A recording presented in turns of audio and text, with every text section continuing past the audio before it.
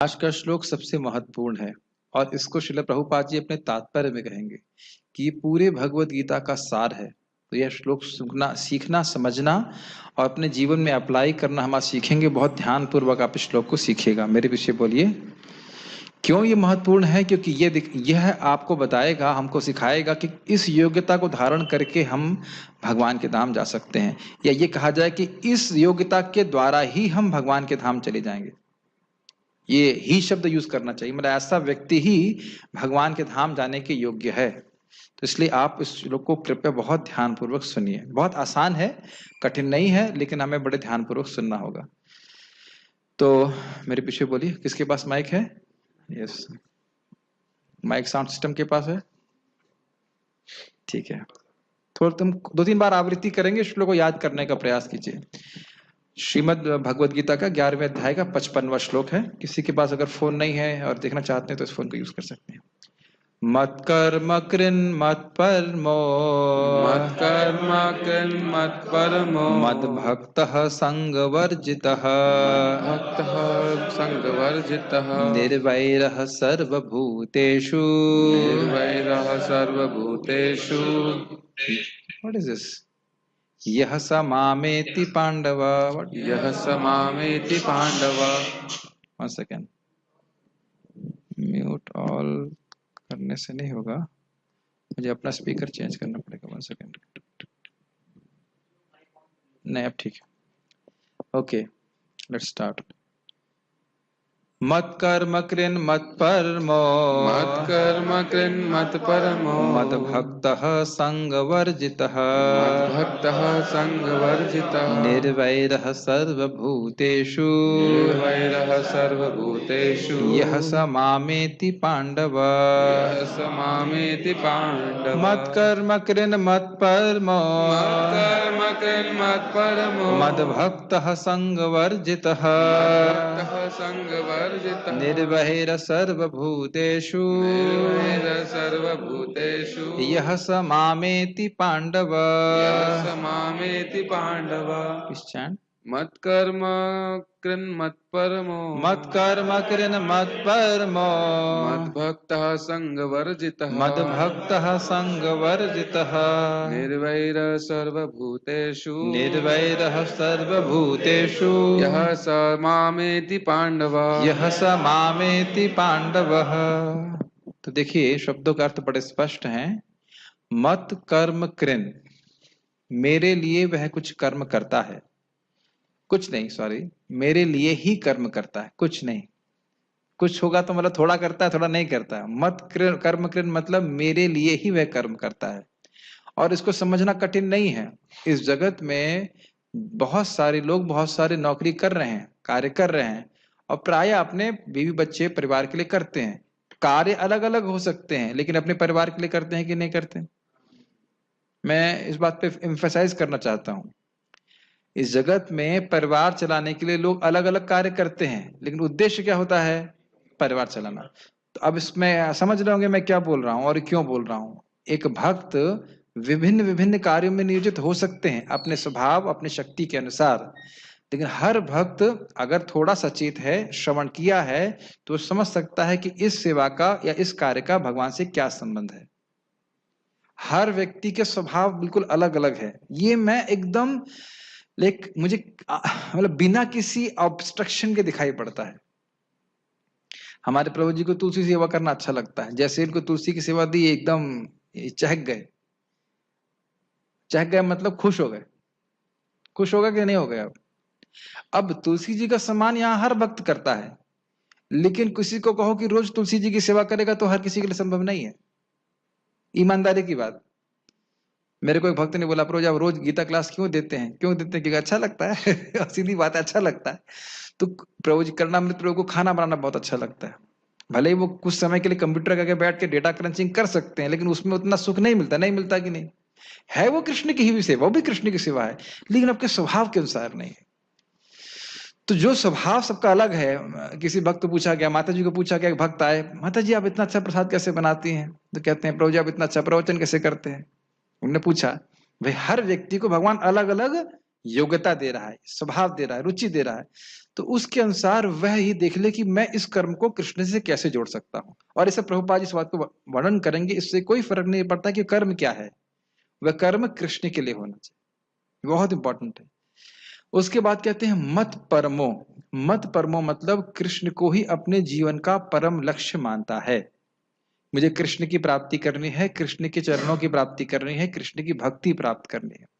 मद भक्त, और इसके लिए वे भगवान का भक्त बनता है, भगवान की भक्ति करता है।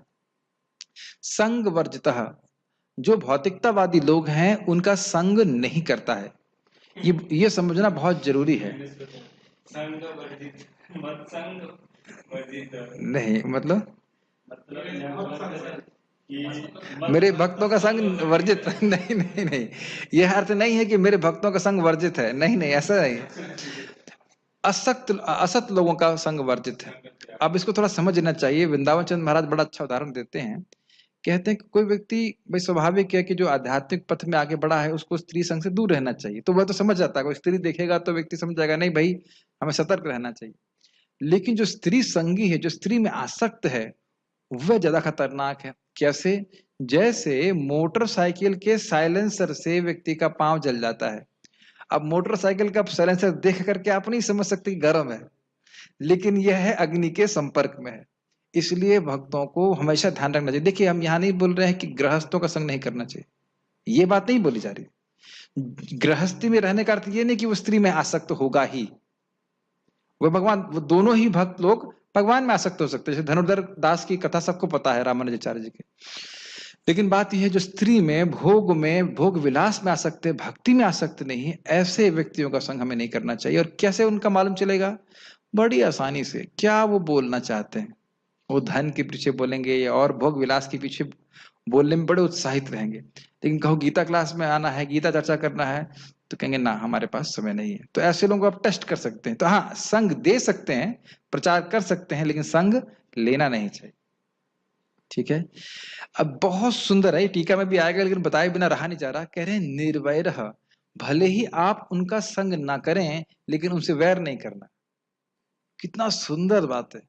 एक बहुत सिंपल तरीका, अभी आपने देखा होगा कोविड में बार बार ये मैसेज आता है, उनसे भेदभाव ना करें, उनकी देखभाल करें। समझ रहे हैं ना, बीमार वालों की। तो जब हम किसी व्यक्ति को देख रहे हैं कि वो भौतिक रूप से बहुत आसक्त है, तो भक्त ये जान रहा है कि ये व्यक्ति बीमार है, लेकिन उससे घृणा नहीं करता है। ये बात बहुत गंभीरता से अपने हृदय में उतारिए, क्योंकि वैर करना एक बद्धात्मा के लिए बड़ा आसान है। नहीं, ये व्यक्ति खराब है, वो व्यक्ति खराब है। प्रायः वो इसलिए खराब है क्योंकि मेरी बात नहीं मानता है, और मैं हमेशा सही हूं, मैं गलत कैसे हो सकता हूं? उसने मेरी बात ही नहीं मानी। देखिए मैं एकदम सही था। ये तो आप समझ रहे हैं, मैं कटाक्ष बोल रहा हूँ। हमेशा हम लोग सही होते हैं और जो मेरी बात नहीं मानता वो गलत होता है, मेरा शत्रु है, वो तो करना ही पड़ेगा। तो ये हमें देखना होगा कि गुणों के प्रभाव से वह व्यक्ति बीमार है, वो वस्तुतः भगवान का दास है, वो भूला हुआ है। तो भले ही हम उसका संग नहीं करें कि वो बीमार है, हमको बीमार कर देगा, लेकिन हम उससे वैर ना करें। इसीलिए भगवान बहुत इंपॉर्टेंट बात कर रहे हैं। और देखिए इस यहाँ पे किसी से शत्रुता भाव नहीं है, इसका मतलब ये नहीं कि सबका संग करना है, और सबका संग नहीं करना है इसका अर्थ यह नहीं कि इससे दोनों से दुश्मनी करनी। क्या ये दोनों बातों का आप समन्वय कर पा रहे हो? मान लीजिए कोई व्यक्ति शराब पी रहा है, मांस खा रहा है, गलत सलत कार्य कर रहा है, तो उसके प्रति हमारा क्या भाव होना चाहिए? दया का भाव होना चाहिए। और ये थोड़ा ज्ञान की दृष्टि भी होनी चाहिए कि वस्तुतः ये खराब नहीं है, ये खाली बाह्य आवरण है, इसकी आदतें खराब हैं, और उसके कल्याण के बारे में आप सोचिए। काश ये व्यक्ति भगवान का भक्त बन जाता। हाँ, शराब से नफरत कीजिए, लेकिन शराबी से नफरत नहीं करनी चाहिए। ठीक है, ये बात समझ में आ रही है? ये बहुत इंपॉर्टेंट इंस्ट्रक्शन है। और कह रहे हैं निर्वैर सर्वभूतेषु। सर्वभूतेषु का अर्थ है सभी जीवों से, किसी भी जीव से वैर भाव नहीं करना है। अगर ऐसा व्यक्ति है तो यह स मामेति पांडव, हे पांडव, ऐसा व्यक्ति मेरे पास आता है। तो ये श्लोक तो बड़ा सिंपल लगता होगा, ये हम सोचते भी होंगे शायद हमको श्लोक पता है, लेकिन वस्तुतः ये श्लोक बहुत रहस्यमय है, क्योंकि भगवान स्वयं बता रहे हैं कि किस प्रकार के व्यक्ति मेरे पास आता है। ये हाँ, भगवत धाम धाने का अधिकारी कौन है? ये व्यक्ति बहुत सुंदर है। एक प्रैक्टिकल लेवल पे हम सभी लोगों को सोचना चाहिए कैसे हम किसी व्यक्ति को भगवान से कनेक्ट कर सकते हैं। और आपको उसके लिए बहुत बुद्धिमान होना पड़ेगा। आप ये देखो कि वो व्यक्ति क्या कर सकता है, कितना वो स्वीकार कर सकता है ज्ञान। कुछ लोग तुरंत हरि कृष्ण मंत्र जप करना शुरू कर सकते हैं, गीता की फिलॉसफी पकड़ सकते हैं, कुछ लोग कुछ सेवा कर सकते हैं। आप जानते हैं परम पूज्य जयप्रताप महाराज जी को, जो बड़ा प्रसिद्ध है, कि क्या नाम, जयानंद प्रभु जगन्नाथ जी का रथ बना रहे थे और उनको बुलाया और उन्हें कील पकड़ी जयानंद प्रभु ने, नहीं सॉरी, जब महाराज जी उस टाइम लड़के थे, उन्होंने कहा तुम कील पकड़ो, मैं वो क्या हैमर मारूंगा, हथौड़ा मारूंगा। तो ने हैमर मारा, फिर उसके बाद वो कील चली गई। फिर कील उन्होंने पकड़ी और कहा आप जरा हैमर मारिए इस पे, ऐसे कुछ है ना कथा। फिर महाराज उस टाइम लड़के थे, उन्हें हैमर मारा तो कहे अरे क्या आप कारपेंटर हैं? कारपेंटर वंटर कुछ भी नहीं थे वो। एक कहते हैं आप तो बड़े अच्छे कारपेंटर हैं, आप ऐसा कर दिए सारी कील मारिए जगन्नाथ में। और उनको पता नहीं किसमें कील मारने, ऐसे वो बड़े प्रेम से ने बोला, कील मारते गए। और देखिए आज कितने बड़े भक्त हैं, महान आचार्य हैं। तो ये समझ नहीं पाते हैं। एक भक्त हैं, अभी मैं उनको धीरे धीरे कल्टीवेट कर रहा हूँ, तो उनकी अब इच्छा हो रही है मैं यहाँ के भक्तों के लिए कुछ बनाऊं, खाना बनाऊं, कुछ बना के खिलाऊं। मैंने कहा आप फंस गए, मैं मुंह पे बोल दिया, मैंने कहा आप फंस गए। जिन लोगों से आपका कोई खून का संबंध नहीं है, जिनका नाम भी नहीं जानते, उनकी आप अब उनकी सेवा करना चाहते हैं, और वस्तुतः वो भगवान के भक्त हैं, साधना में लगे हुए हैं। ये भावना आ गई वैष्णवों की सेवा की भावना, बस वो फंस गया व्यक्ति। फंस गया मतलब वो ये भी समझ नहीं पा रहे थे कि मैं क्या बोल रहा हूँ, फंसने का क्या मतलब है, लेकिन उन्होंने कहा वो फंस गए, कृष्ण ने आपको फंसा दिया, बस आपकी भक्ति चालू हो गई, वैष्णव के प्रति अनुकूलता हो गई, तो बस फिर मुक्ति का मार्ग खुल गया। तो हम ये खाली बोल रहे थे कि ये सब योग्यताएं अपने जीवन में आता हुआ देखिए। लोगों से घृणा करना बंद करना होगा, और उन लोगों से भी जो आपसे वैर करते हैं। ध्यान दीजिएगा, कह रहे हैं कि निर्वैर सर्वभूतेषु, सभी जीवों से वो वैर नहीं करता। इसका अर्थ यह नहीं कि बाकी जीवों से वैर नहीं करेंगे। समझ में आ रहा है? जीसस क्राइस्ट किससे वैर करते थे? किसी से नहीं करते, लेकिन उनको भी फालतू में सूली पे चढ़ा दिया। हरिदास ठाकुर जी किससे किससे वैर करते थे? किसी से नहीं, और उसको उनकी पिटाई कर रहे हैं। नित्यानंद प्रभु किससे वैर करते हैं? किसी से नहीं, लेकिन उनको मारा उन्होंने, क्या नाम था, मधाई ने। तो इस प्रकार से ये भी देखना होगा कि भक्त को भक्त के प्रति खराब बर्ताव जो कर रहे हैं, उनके प्रति भी अच्छा बर्ताव करना। यही है तरोरपि सहिष्णुता का अर्थ। आज एक भक्त नीम के पेड़ को मार रहे थे, से डंडा मार रहे थे, और नीम का पेड़ उनको हरी हरी पत्तियां दे रहा था, जिससे उनकी बीमारी ठीक होती। वही मुझे याद आ रहा था, तरोरपि सहिष्णुता। समझते हैं तरोरपि सहिष्णुता का अर्थ ये नहीं है कि बस पेड़ की तरह खड़े हो गए धूप में ना, जो हमें काटने आ रहा है। वैसे ये मैं स्तर पे हूं नहीं, लेकिन स्तर सुनना बड़ा अच्छा लगता है। जिस पेड़ को काटने के लिए लकड़हारा उसकी छाया में बैठता है, सॉरी, जिसकी छाया में बैठता है उसी पेड़ को काटता है वो, और पेड़ कुछ नहीं बोलता है। ये महान वैष्णव का लक्षण है। वैसे देखना होगा, यह देखना होगा, समझना होगा कि भगवान की भक्ति करने से यह गुण अपने आप हृदय में आ जाता है। और इसी मुख्य गुण है, इसे कहते हैं शुभदा, शुभ लक्षण। और ये शुभ लक्षण में दो प्रमुख लक्षण ये हैं कि वो सभी जीवों से प्रेम करता है और सभी जीव उससे प्रेम करते हैं। श्रील प्रभुपाद जी का ये बहुत प्रमुख गुण था। वो किसी भी आत्मा में एक बस चिंगारी देखते थे कि कृष्ण की सेवा करना चाहता है, और उसको फूंक फूंक करके अग्नि में प्रज्वलित कर देते थे। ये है सच्चा गुण किसी भक्त का। समझ पा रहे हैं मेरी बात? बहुत अमीर एक भक्त, एक थोड़ी विनोद की बात है, एक भक्त बहुत लड़ाई कर रहे थे भक्तों से, तो प्रभुपाद जी ने उनको निकाला नहीं। उन्होंने कहा कि ऐसा करो, तुम्हें लड़ना है ना, हरिद्वार चले जाओ, जाके मायावादियों से लड़ाई करो, जो इम्पर्सनलिस्ट हैं उनसे युद्ध करो, लड़ाई करो, लेकिन भक्तों से लड़ाई मत करो। ठीक है, ये सब बातें, अभी बहुत सारी बातें इस पे कहने वाले हैं। श्लोक मुझे बहुत प्रिय है, बहुत सुंदर श्लोक है, तो इसकी चर्चा हम आगे बढ़ाते हैं। हे अर्जुन, जो व्यक्ति सकाम कर्मों तथा मनोधर्म के कलमश से मुक्त होकर मेरी शुद्ध भक्ति में तत्पर रहता है, जो मेरे लिए ही कर्म करता है और मुझे ही जीवन लक्ष्य समझता है, और जो प्रत्येक जीव के से मैत्री भाव रखता है, वह निश्चित ही मुझे प्राप्त करता है। गीता भूषण टीका। यह शिक्षा देकर कि अनन्य भक्ति ही उनकी प्राप्ति का साधन है, अब भगवान कृष्ण इस अध्याय का उपसंहार कर रहे हैं। उपसंहार कर रहे हैं मतलब कंक्लूड कर रहे हैं, समाप्त कर। भक्त को मेरे लिए कार्य करना चाहिए, जैसे मंदिर का निर्माण व मार्जन या ये जाना गलत क्यों आ गया, या फिर जाना शब्द है ना नीचे, या फिर होना चाहिए, या फिर मेरे लिए फूल और तुलसी उगाए जा रहे ऐसे उद्यान की सफाई। इसका अर्थ क्या है? मतलब जहां पे तुलसी उगती है, भगवान के लिए फूल उगते हैं, ये सब भगवान के कार्य में जोड़े जाएंगे। और उपलक्षण से मंदिर की में करी गई कोई भी सेवा, पहले हम मंदिर की बात करते हैं फिर घर पे आने के प्रयास करेंगे।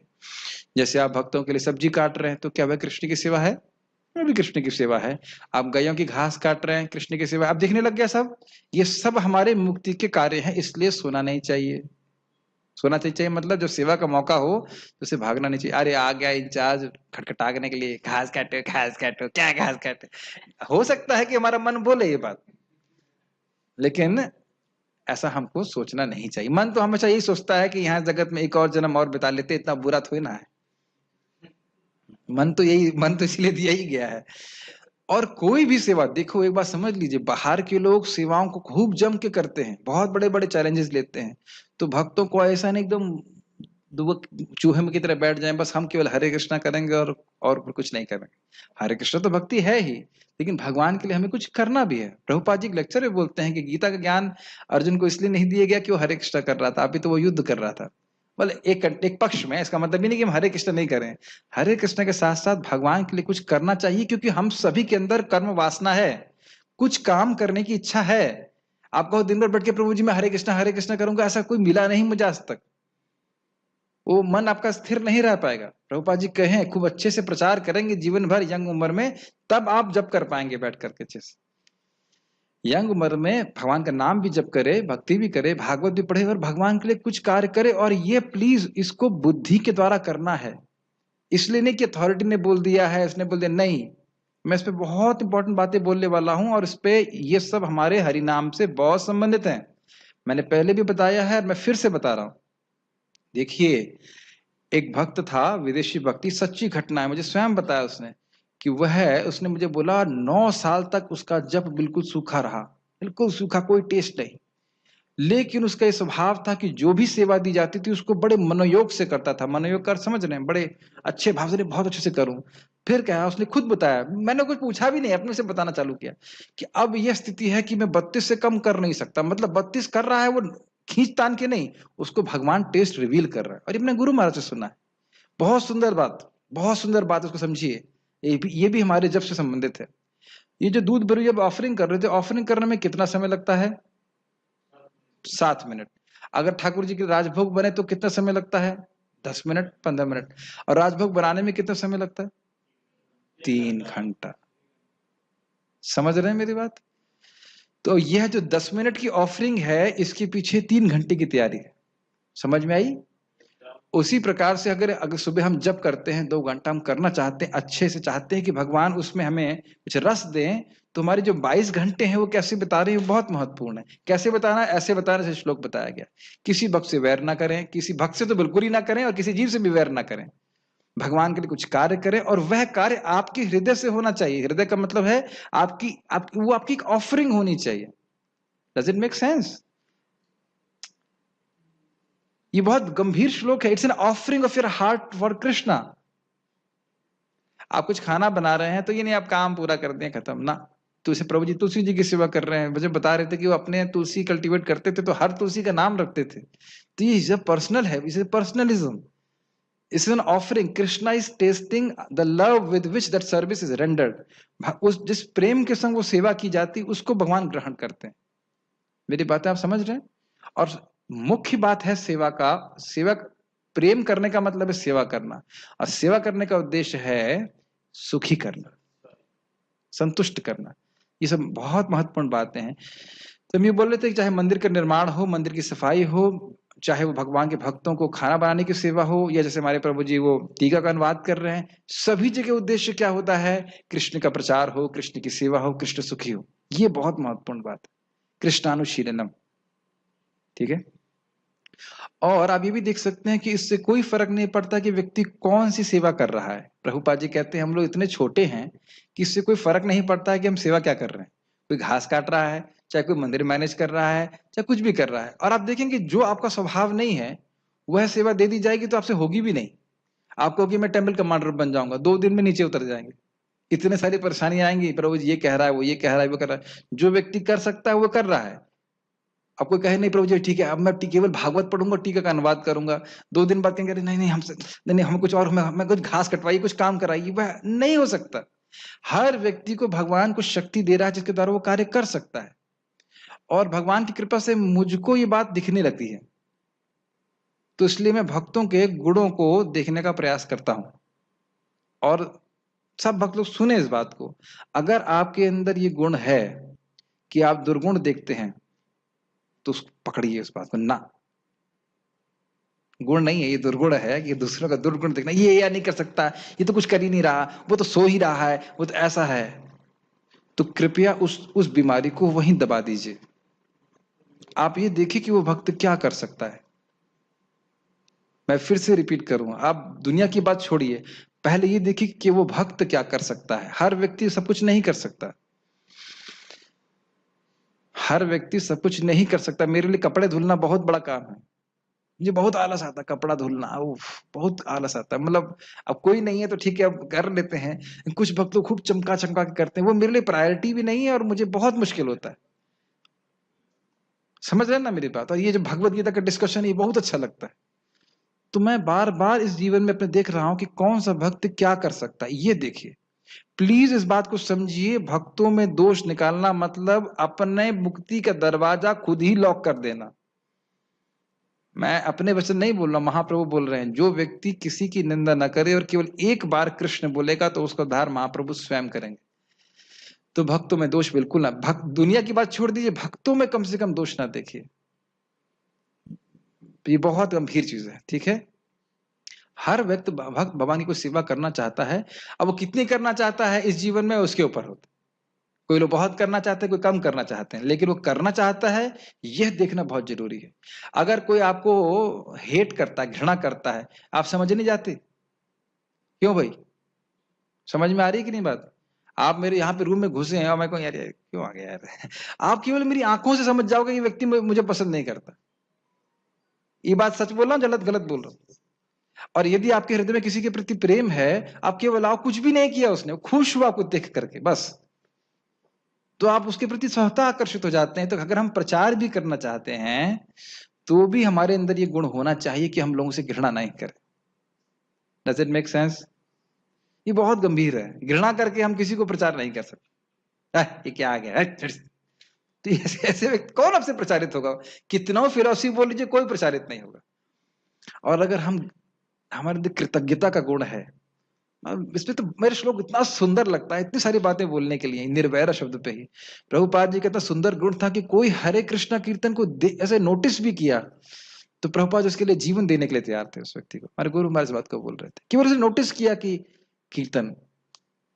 प्रभुपाद जी ये लिखते हैं कि ये बॉब कोहन जो व्यक्ति प्रभुपाद के बाद में शिष्य बन गए, अब वह कृष्ण की पिक्चर का सम्मान कर रहे हैं, बहुत अच्छी बात, इज ए नाइस बॉय। और जब मायापुर में थे तो कहते आई एम लिविंग, तो प्रभुपाद कहते don't live, live live with us, don't leave us, ऐसे करके। बहुत सुंदर भाव है, बहुत अच्छा भाव था, ठीक है। मेरे सिवा उसे और कोई जीवन का उद्देश्य नहीं रखना चाहिए, अर्थात कृष्ण की प्राप्ति, कृष्ण के चरणों की प्राप्ति, कृष्ण की भक्ति की प्राप्ति, यही उसके जीवन का उद्देश्य होना चाहिए। मेरे भक्त के रूप में उसे मेरे श्रवण और अन्य नवधा भक्ति के अंगों का अनुशीलन करना चाहिए। समझ में आया? मद भक्ता मतलब भक्त बनने का प्रयास करना चाहिए। उसे मेरे विरुद्ध जानो नहीं होना चाहिए। जनों का मतलब उसे मेरे विरुद्ध जनों के संग को सहन नहीं करना चाहिए, अर्थात जो भगवान के विमुख हैं, जो भगवान से भोगोन्मुख हैं, भगवान की भक्त नहीं हैं, उन लोगों का संग नहीं करना चाहिए। परंतु उसे ऐसे व्यक्तियों से शत्रुता भी नहीं करनी चाहिए। निर्वैर सर्वभूतेषु, ये समझ में आई बात? वस्तुतः जब तक हम ये सोचते रहेंगे कि ये व्यक्ति मेरा शत्रु है, ये व्यक्ति मेरा मित्र है, तब तक माया का बंधन पड़ा हुआ है, एकदम स्पष्ट। क्यों ऐसा? मैं शरीर हूं, शरीर से विपरीत कुछ कोई कार्य करता है तो मेरा शत्रु है, अच्छा कार्य करता है तो मित्र है, बस यानी कि शरीर का बंधन तो बना ही हुआ है, ठीक है। क्योंकि वह यह जानता है कि उसके जीवन में आने वाले दुख उसके ही कर्मों के परिणाम हैं। ऐसा भक्त ही मुझको कृष्ण रूप में प्राप्त करता है और कोई अन्य नहीं। तो इस प्रकार से क्या फिर से गुण याद करें, भगवान के लिए क्या करना है, कुछ कर्म करना है जो आपकी शक्ति हो। मान लो बहुत वृद्ध हो गया तो चरणामृत बांटो, कुछ करना, कुछ तो करे कुछ तो करे, ठीक है। उसके बाद और क्या करना है, उनका भक्त बनना है, भगवान की नवधा भक्ति में संलग्न हो रहा है। मत परमा, भक्ति क्यों कर रहे हैं, भगवान के चरण कमलों की प्राप्ति करने और भौतिक इच्छा से नहीं। और क्या था, संग वर्जित, ये बहुत इंपॉर्टेंट है, ये भक्ति को डाउन करता है, भक्ति का ह्रास होता है। तो जो लोग भगवान से विमुख हैं, जो भगवान के विरुद्ध चल रहे हैं, उनका संग नहीं करना और उनसे दुश्मनी करना नहीं करना। अरे सर, दुश्मनी नहीं करना, निर्भय रहा। क्यों दुश्मनी नहीं करना, समझना कि ये तो अविद्या से ग्रसित हैं भगवान के दास, लेकिन इनकी मति इस समय घूमी हुई, समझ रहे हैं। इसको ऐसे बड़े आसानी से समझ सकते हैं। मैंने देखा है कि एक व्यक्ति, हमने आंखों से देखा, भूत से पीड़ित थे। अब जब आदमी भूत से पीड़ित है, वो बलबलाएगा, कुछ भी बलबलाएगा, कुछ भी बोलेगा, तो उसकी बात की क्या वैल्यू है, ये एकदम आंखों देखी बात है।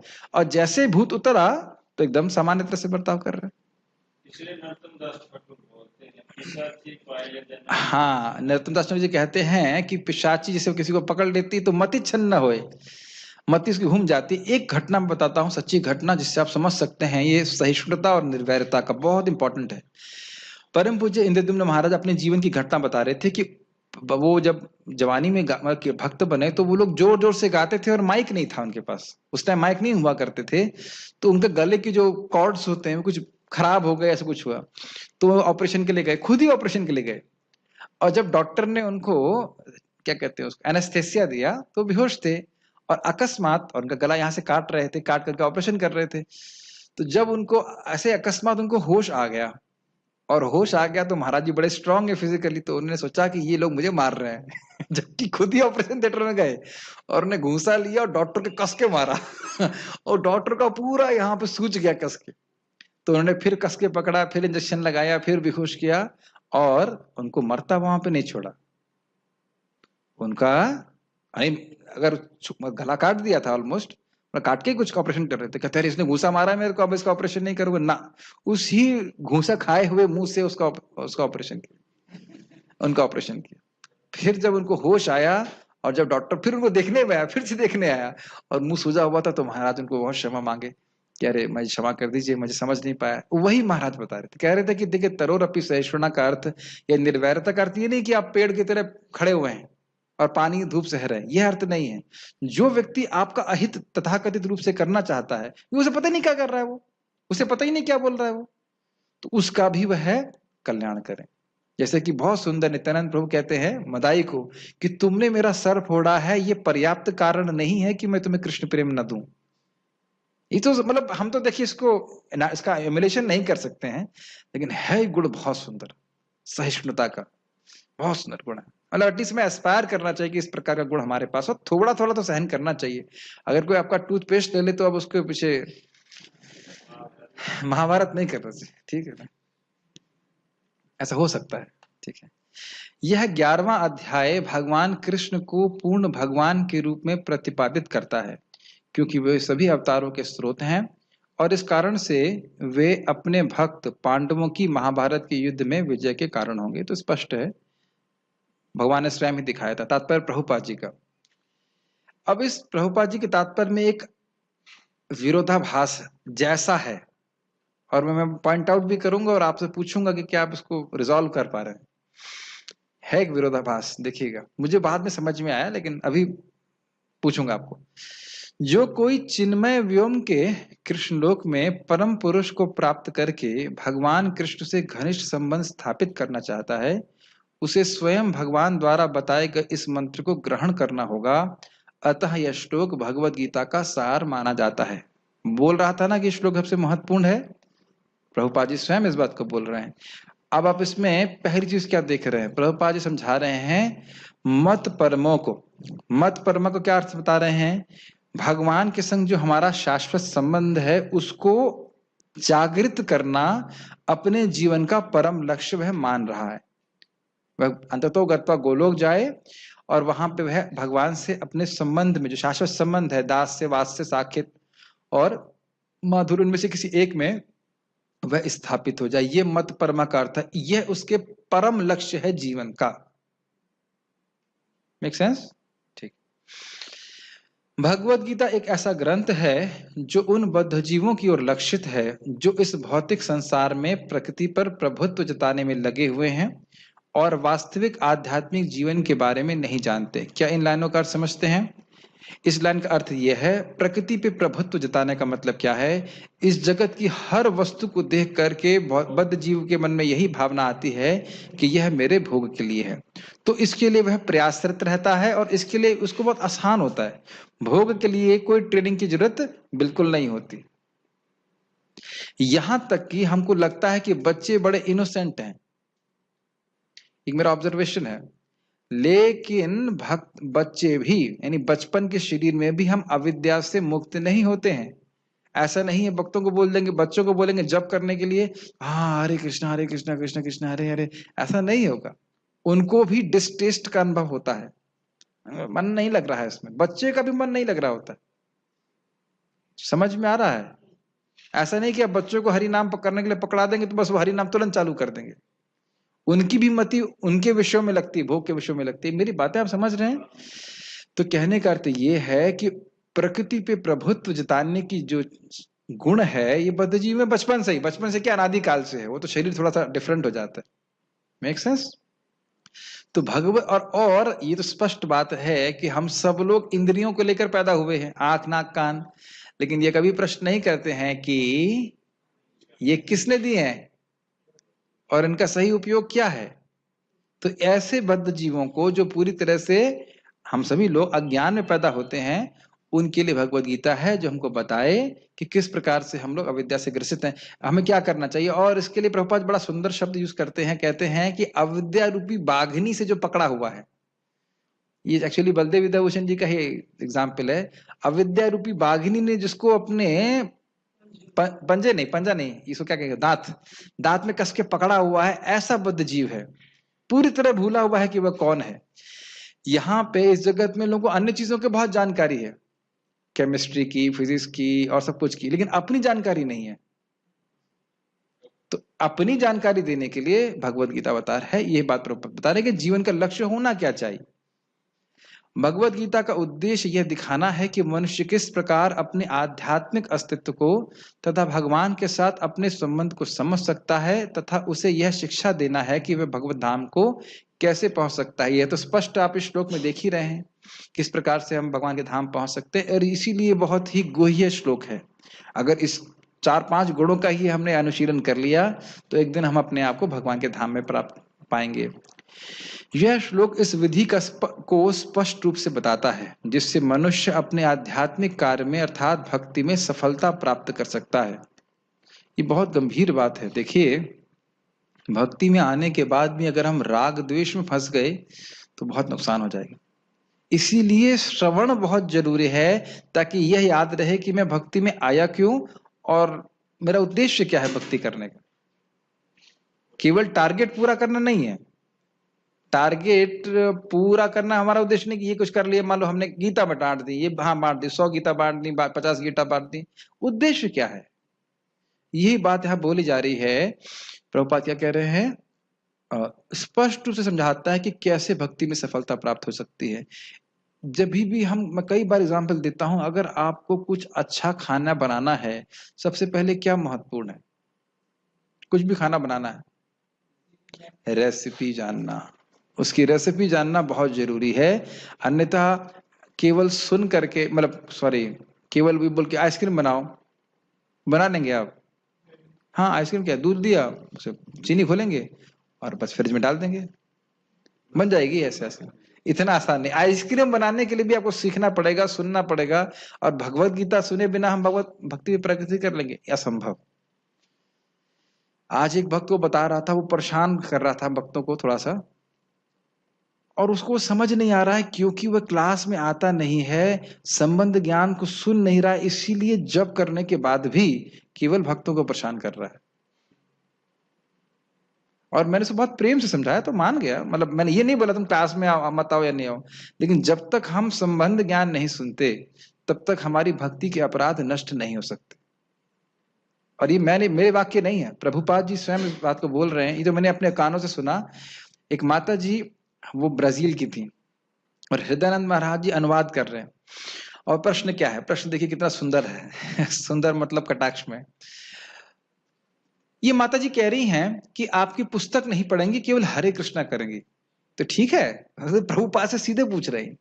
तो प्रभुपाद जी ने कहा कि देखिए यह पुस्तकें आपके गुरु महाराज ने लिखी, मतलब प्रभुपाद ने लिखी हैं, और वो कह रहे हैं कि आप पढ़िए, तो आप गुरु की अवज्ञा करोगी तो ये तीसरा नाम अपराध है। तो नाम अपराध करोगी तो प्रगति कैसे होगी?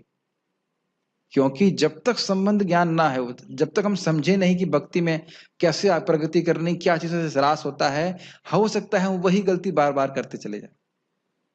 क्या और बहुत इंपॉर्टेंट है, हरे कृष्ण हरे हरे हरे राम राम राम हरे हरे कृष्ण राम हरे हरे, आरती चल रही, कीर्तन चला, हरे कृष्ण राम राम हरे हरे कृष्ण राम राम।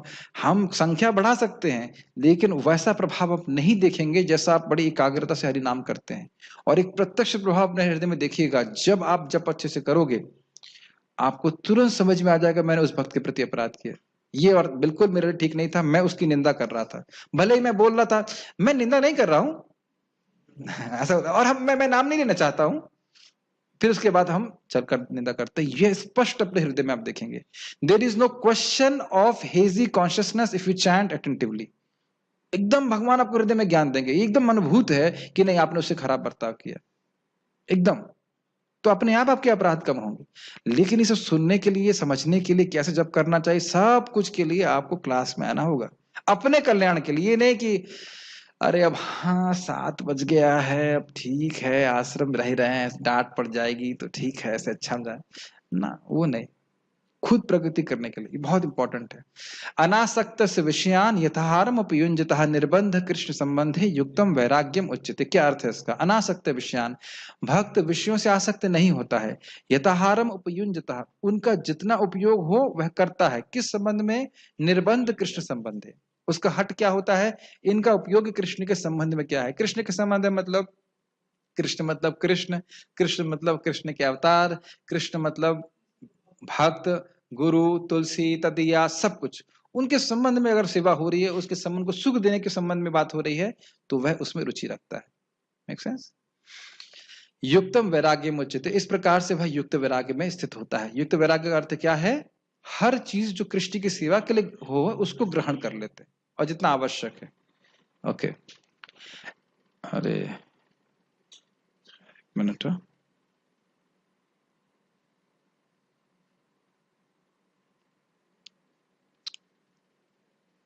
देखिए यही सब प्रॉब्लम होता है।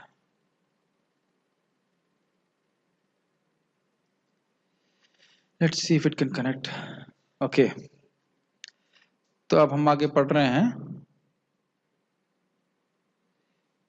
कहाँ गया? अरे भाई ये हटो सामने से, ये तो ठीक है लेकिन ये सामने से, ये जूम बीच में आ गया मेरे सामने। हाँ, ऐसा कोई कार्य ना करे जो कृष्ण से संबंधित ना हो। समझ में आ गया ये?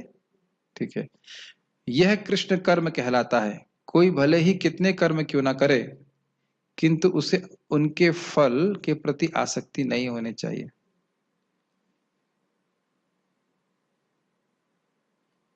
यह फल तो कृष्ण को ही अर्पित किया जाना चाहिए। इस पे बहुत सुंदर बात आज मैं सुन रहा था, बहुत अद्भुत बात। शामंतक मणि आप जानते हो, शामंतक मणि सत्यजित के पास थी, और उसका एक गुण था कि जहां भी वह रहती थी ना वहां पे बीमारी आएगी, ना वहां पे और कोई महामारी आएगी, कुछ भी नहीं आएगा। लेकिन नहीं कनेक्ट हो रहा ना, मेरे पास इंटरनेट नहीं है, व्हाट टू डू?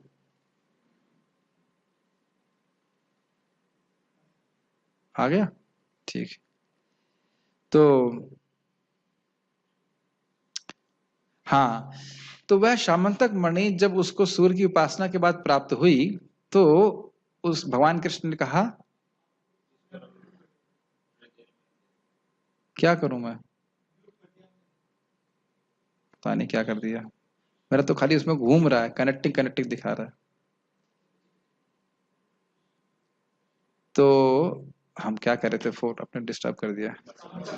हाँ, तो शामंतक मणि जो थी वह जहां पे भी रहती थी वहां महामारी नहीं रहती थी। लेकिन और भगवान कृष्ण ने कहा कि इसको आप कृपया कौन से राजा थे, उग्रसेन को दे दीजिए। तो उन्होंने कहा मैं नहीं दूंगा। तो वही मणि उनके वध का कारण बन गई। तो यानी जो वस्तु भगवान को समर्पित नहीं है, जो कर्म भगवान को समर्पित नहीं है, वे खुद के ही संहार का कारण बन जाते हैं, समझना चाहिए। ओके, मेरे ख्याल से अब आ गया होगा, आ गया।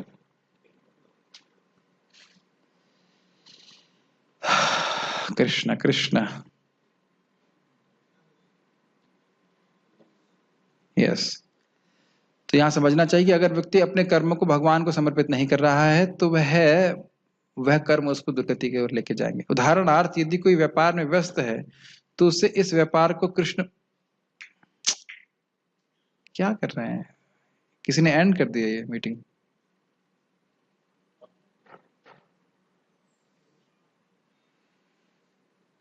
बड़ी कठिनाई आ रही है।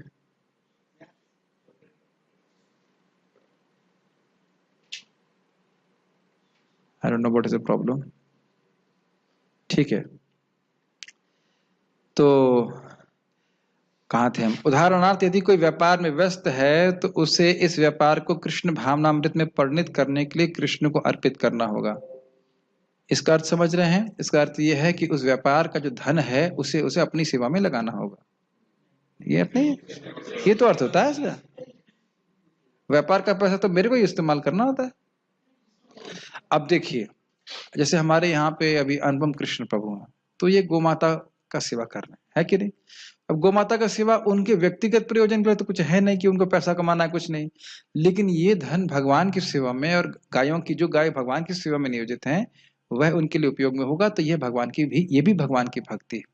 तो सुबह शाम तो हम श्रवण कीर्तन में लगे ही, लेकिन दिन में भी भगवान की हमें सेवा करनी चाहिए। तो ये बात यहाँ पे प्रभुपाद बता रहे हैं कि भक्ति बड़ी प्रैक्टिकल है। ऐसा नहीं कि आप बस खाली हरे कृष्णा करिए और आप कुछ कर ही नहीं सकते दिन में। बाकी अपने कार्यों को भी भगवान को आप समर्पित करके मुक्ति की तरफ आगे बढ़ रहे हैं, यह समझना होगा। यदि कृष्ण व्यापार के स्वामी हैं तो उसका लाभ भी उन्हें मिलना चाहिए, उन्हें ही मिलना चाहिए। ठीक है, यदि किसी व्यापारी के पास करोड़ों रुपए की संपत्ति हो और यदि वह इसे कृष्ण को अर्पित करना चाहे तो वैसा कर सकता है। यही कृष्ण कर्म है। अपनी इंद्रिय तृप्ति के लिए विशाल भवन न बनवाकर वह कृष्ण के लिए सुंदर मंदिर बनवा सकता है, कृष्ण का अर्चा विग्रह स्थापित कर सकता है और भक्ति के प्रमाणिक ग्रंथों में वर्णित अर्चा विग्रह की सेवा का प्रबंध करा सकता है। ये तो आप स्पष्ट जानते हैं, बहुत दूर नहीं है। मदन मोहन जी का मंदिर पीछे ही है। और क्या नाम था, कौन से कपूर थे वो, कोई कपूर नाम के व्यापारी थे जिन्होंने अकेले ही पूरा मंदिर, बड़ा मंदिर बनाया था। और इसी प्रकार से गोविंद देव का मंदिर भी जयपुर के राजा ने, मानसिंह ने बनवाया था। तो धन है तो इस प्रकार से भगवान की सेवा में लगाना चाहिए, लगाना ही चाहिए। और नहीं तो धन गलत जगह लगेगा। और ध्यान दीजिएगा कि धन कमाने में जो हमने पाप किया, पाप के बिना धन नहीं आता, कुछ ना कुछ पाप होता ही है, कुछ कर्म लगता ही है। और हम मर गए और भगवान की सेवा में नहीं दिया तो हम, धन तो छूटेगा, हम क्या साथ में लेके जाएंगे, सूटकेस भर के पाप लेके जाएंगे। और वो कस्टम्स वाले खोलेंगे, कस्टम वाले समझ रहे ना, यमदूत खोलेंगे, बेटा क्या लेके जा रहा है तू, और उसके बाद सर्टिफिकेट लगा, चल भाई तू जाके दरक जाए। ये ध्यान देना चाहिए। तो इसलिए धन को भी भगवान की सेवा में लगाना चाहिए। मनुष्य को, हाँ, इस पे एक छोटी सी बात है। युधिष्ठिर महाराज से पूछा गया कि तपस्या करने वाला श्रेष्ठ है कि दान देने वाला। तो कहला दान देने वाला। तो दान देने वाला क्यों? तो कहते हैं कि जो धन है वो वही प्राण है, बाह्य प्राण है, प्राण से भी अधिक प्रिय होता है। अगर इसको कोई भगवान की सेवा में लगा रहा है तो वो अपने प्राणों से सेवा कर रहा है। तो इसलिए तपस्या करने वाले से वो श्रेष्ठ है। मैंने सुना था इस प्रकार से। मनुष्य को अपने कर्म फल में लिप्त नहीं होना चाहिए, अपितु उसे कृष्ण को अर्पित करके बची हुई वस्तु को केवल प्रसाद रूप में ग्रहण करना चाहिए। ये लाइन समझ में आ रही है? जो आपके कर्म से धन प्राप्त हुआ है उसे भगवान की सेवा में अर्पित करके, और फिर जो उसका आपके शरीर के निर्वाह के लिए आवश्यक उतना ग्रहण करें, और बाकी भगवान की सेवा में होना चाहिए।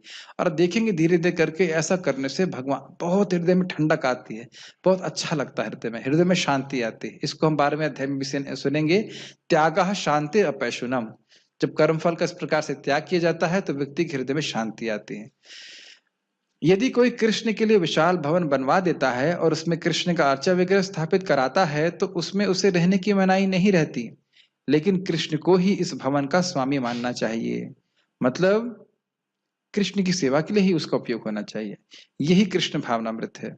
किंतु यदि कोई कृष्ण के लिए मंदिर नहीं बनवा सकता है तो वह कृष्ण मंदिर की सफाई में तो लग सकता है, यह भी कृष्ण कर्म है। अब आप देखिए, एक तरफ बहुत धनवान व्यक्ति है, वो कृष्ण भक्ति वो मंदिर बना सकता है, और दूसरा व्यक्ति के पास कुछ पैसा नहीं है लेकिन हाथ तो है जिससे वो झाड़ू लगा सकता है।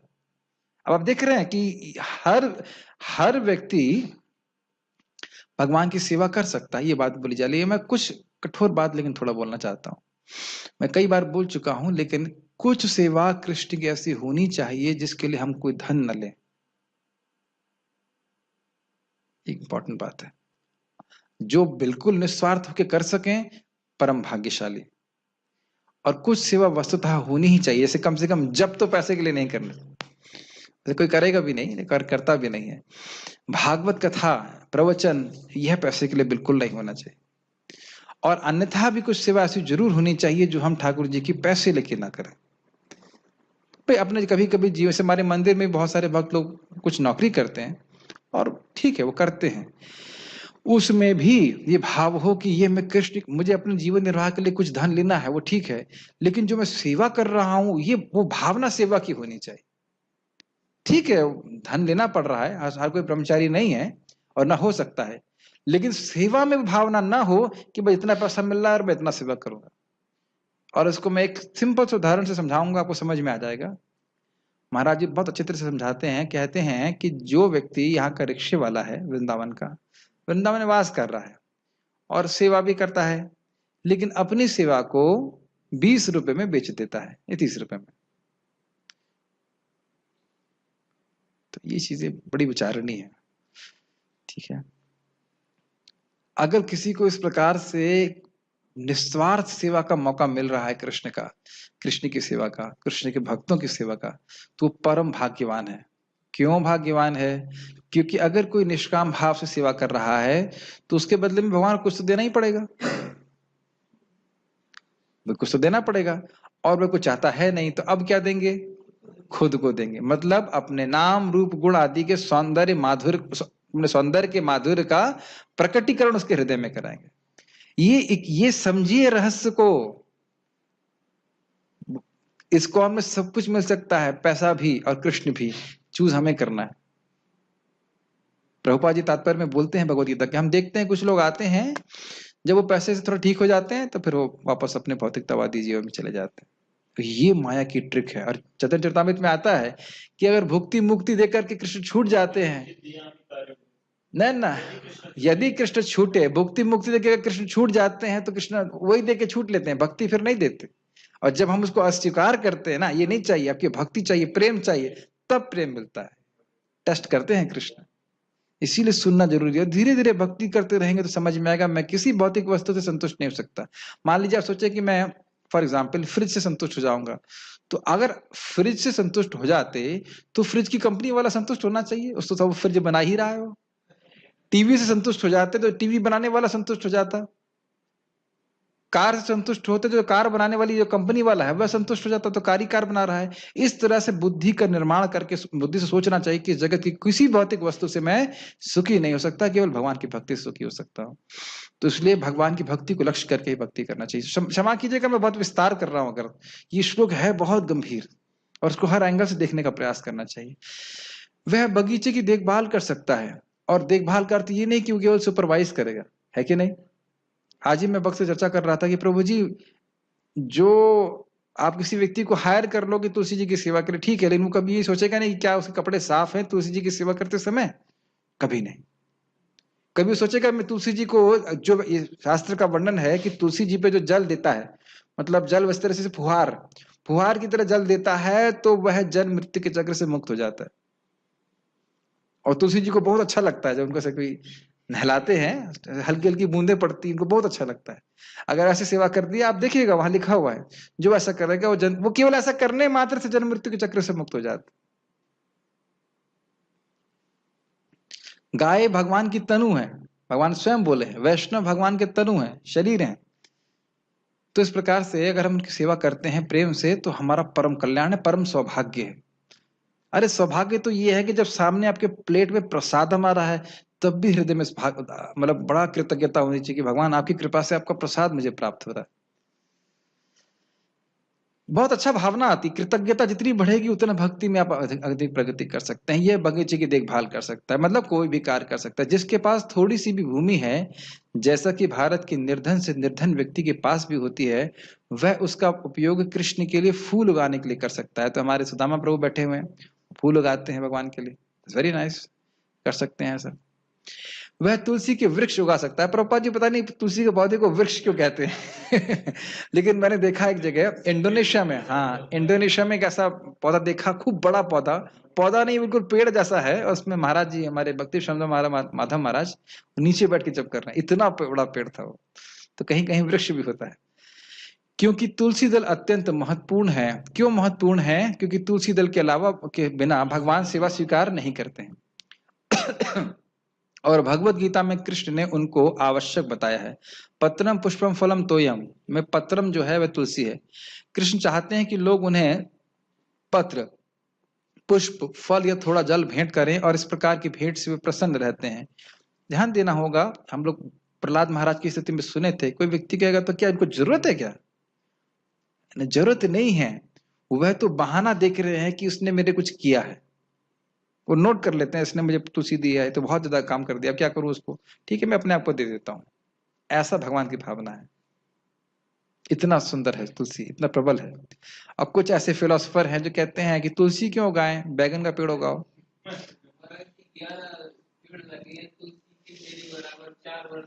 बहुत अच्छी बात है। तो यह पत्र विशेष रूप से तुलसी दल ही है, अतः मनुष्य को चाहिए कि वह तुलसी का पौधा लगाकर उसे सींचे। इस तरह गरीब से गरीब व्यक्ति भी अपने को कृष्ण की सेवा में लगा सकता है। तो ये उपलक्षण से समझ लेना चाहिए, बहुत सारे कार्य हैं जो कृष्ण की सेवा के लिए कर सकते हैं हम लोग। ये कतिपय उदाहरण है जिस तरह कृष्ण कर्म में लगा जा सकता है। और व्यक्ति को, जैसे अभी हमारे प्रभु जी बीकॉम करके आए तो मैंने तुरंत इनको अकाउंट की सेवा में लगा दिया। अभी सोच रहे हैं मैं तो सोच रहा था मैं भक्ति करने आया है, ये अकाउंट की सेवा में क्यों लगा दिया। लेकिन अगर आप भगवद गीता को ठीक से समझेंगे तब समझ में आया कि यह भी भक्ति। आप समझ रहे हैं मेरी बात? और इस तरह से आप जीवन बिताएं तो आपका जीवन भक्ति का बड़ा आसान हो जाता है। मैं इससे पहले कि आगे जाऊं, इसी बात की मैं थोड़ी व्याख्या और करना चाहता हूं। सच्चिदानंद महाराज इसको एक पुष्ट पेड़ से उपमा देते हैं। तो कहते हैं कि पेड़ जो है वो क्या है, पेड़ का नीचे वाला भाग है जड़। जड़ का कितना भाग दिखाई पड़ता है हमको? कुछ भी दिखाई नहीं पड़ता है, लेकिन जड़ से ही सारा पोषण मिलता है कि नहीं? तो उसी प्रकार से हमारी साधना किसी को दिखाई नहीं पड़ती। हम कैसे जब कर रहे हैं, कैसे भक्ति कर रहे हैं, क्या पढ़ रहे हैं, वो उससे कितना हम नरिष्ट हो रहे हैं वो दूसरे को समझ में आता है? नहीं आता। लेकिन क्या उसके बिना हमारा भक्ति का जीवन सिंचित रहेगा? नहीं रहेगा। तो यानी कि सबसे महत्वपूर्ण हमारा नीचे वाला भाग है, मतलब जड़, जो दूसरों को नहीं दिखती है, और वह हमारी साधना है, साधना। उसके बाद जो तने वाला भाग है पेड़ का, वो क्या है? स्वस्थ जीवन, नियमित जीवन। मतलब एक दिन में से 12:30 बजे उठ गया तो मैं बड़ा उत्साहित हूँ, हमने कहा आज मैं खूब जप करूंगा। 3:30 बजे तक एकदम थक गया, फिर सोना पड़ गया। तो इस प्रकार का अगर हम जीवन जिएंगे कि भाई आज हम इतने उत्साहित होंगे, 12 बजे उठ जाए, 1 बजे उठ जाए, और कभी 2 ही घंटा सोए, तो फिर वो नहीं हो पाएगा नियमित जीवन।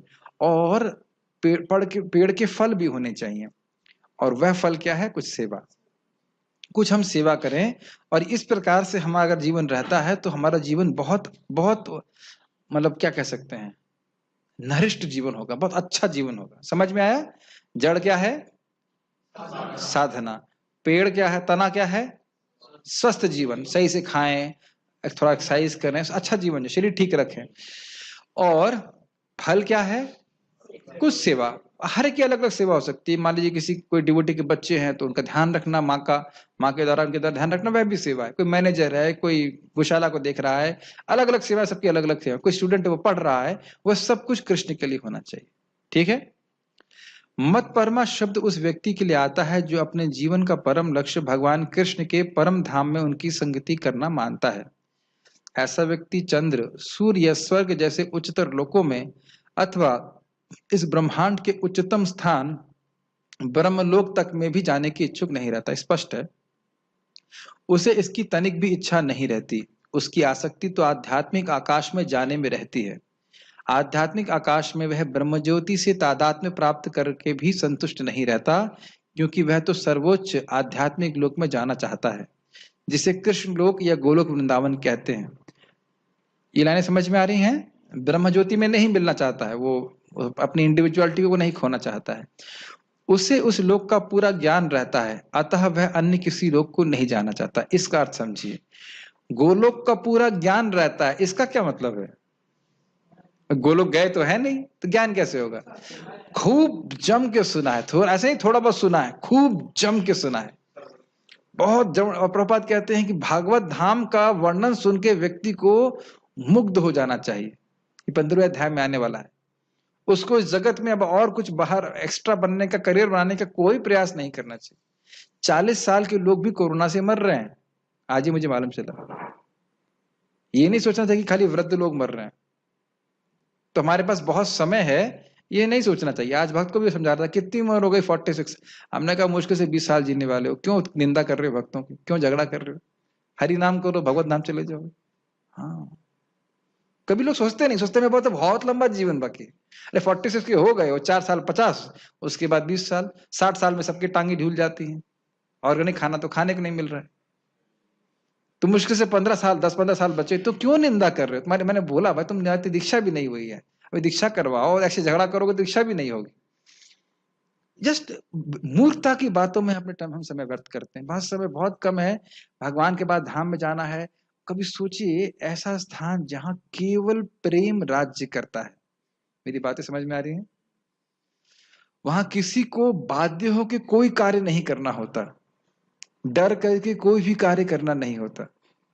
क्या बातें समझ में आ रही हैं? सब लोग केवल कृष्ण से प्रेम करते हैं, इसलिए कृष्ण की 24 घंटे सेवा करना चाहते हैं। 24 घंटे का 24 घंटे हैं वहां पे, मतलब घंटे की तरह सोचे तो। ये कह रहे काल नहीं है, गलत।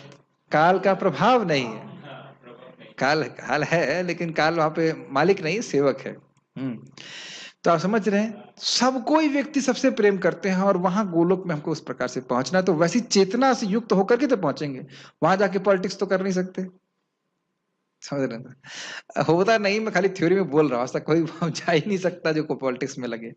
जैसा कि मदभक्त शब्द से सूचित होता है, वह भक्ति में पूर्णता रहता है। पूर्णता रहता है उसका अर्थ है शरीर से, मन से और वचन से कोई अवकाश नहीं होता है कि कृष्ण की सेवा के लिए कोई और कार्य करे। विशेष रूप से वह श्रवण कीर्तन स्मरण पाद सेवन अर्चन वंदन दास सख्य और आत्म निवेदन भक्ति के इन 9 साधनों में लगा रहता है। मतलब देखिए, इसको समझने का प्रयास कीजिए। कान से श्रवण कर रहा है, श्रवण रुक गया, कीर्तन चालू, कीर्तन के लिए अब रुक रहा है तो कोई हाथ से सेवा हो रही है, हाथ से रुक गए तो और प्रसाद ग्रहण कर रहे, कुछ ना कुछ तरह से वह एक के बाद एक भगवान की सेवा में लगा रहे, ये बात। और ऐसे भक्त को जो लगातार भगवान की सेवा में लगा रहता है, भगवान क्या आशीर्वाद देते हैं भगवत गीता के अनुसार? 10वां अध्याय, तेषाम सतत युक्तानाम भजताम प्रीति पूर्वकम ददाम बुद्धि योगम तम ये न माम उपयंते। उनको मैं बुद्धि देता हूं जिसके द्वारा वह मेरे पास आ जाते हैं। किन लोगों के? जो लगातार कृष्ण की सेवा में लगे रहते हैं। मनुष्य चाहे तो इन 9 साधनों में रत रह सकता है, अथवा 8 में, 7 में, नहीं तो कम से कम 1 में, और नहीं तो किसी में भी नहीं। नहीं, किसी में भी नहीं लिखा हुआ है। इसका अर्थ क्या है? इसका अर्थ यह है कि मान लीजिए आपकी श्रवण में रुचि है, तो अब लग जाइए श्रवण में, आप पार हो जाएंगे। आपको लगे कि कीर्तन में रुचि है, तो ऑब्वियसली कीर्तन बिना श्रवण के नहीं कर सकते, कीर्तन में है तो कीर्तन में लग जाइए। या आपको डीटी की सेवा में अच्छा लगता है तो डीटी सेवा में लग जाइए, कोई एक सेवा पकड़ लीजिए। और यह आपको शुरुआत में तो आपको नहीं समझ में आता, धीरे धीरे समझ में आता है कि मुझे कौन सी सेवा अच्छी लगती है, जिसको करने में बड़ा मन लगता है।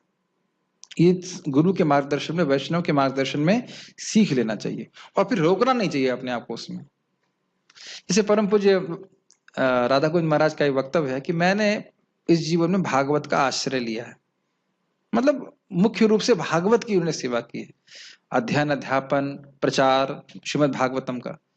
तो इस प्रकार से अब हर व्यक्ति तो पूरे टाइम महाराज की तरह भागवत नहीं पढ़ सकता है, लेकिन कोई भक्त मंदिर बना रहे हैं, कोई व्यक्ति अलग अलग प्रकार से, कोई गो सेवा कर रहे हैं, कुछ हरि नाम को ही केवल आश्रय लिए हुए हैं। वैसे अलग अलग भक्त इस प्रकार से एक भी साधन को पकड़ लिया तो वो पार हो जाए, और अगर सारे साधन को कर सके तो बहुत अच्छी बात है, लेकिन निष्ठा से करना चाहिए। समझ पा रहे? निष्ठा मतलब बड़ी दृढ़ता से, बड़ी श्रद्धा से करना चाहिए, आदर पूर्वक। तब वह निश्चित रूप से कृतार्थ हो जाएगा, कृत अर्थ, उसको भगवत प्रेम प्राप्ति होगी। संगवर्जिता शब्द भी महत्वपूर्ण है। मनुष्य को चाहिए कि ऐसे लोगों से संबंध तोड़ ले जो कृष्ण के विरोधी हैं, ये तो स्पष्ट है। न केवल नास्तिक लोग कृष्ण के विरुद्ध रहते हैं, अपितु वे भी हैं जो सकाम कर्मों तथा मनोधर्म के प्रति आसक्त रहते हैं। इधर इसको समझिए, ऐसे लोग जो कृष्ण के भक्त हैं ही नहीं, वह तो समझ में आ रहा है कृष्ण के विरोधी हैं, लेकिन जो कर्मकांडी हैं वह भी कृष्ण भक्ति के विरोधी हैं। क्यों? वो भक्ति को कम महत्वपूर्ण मानते हैं।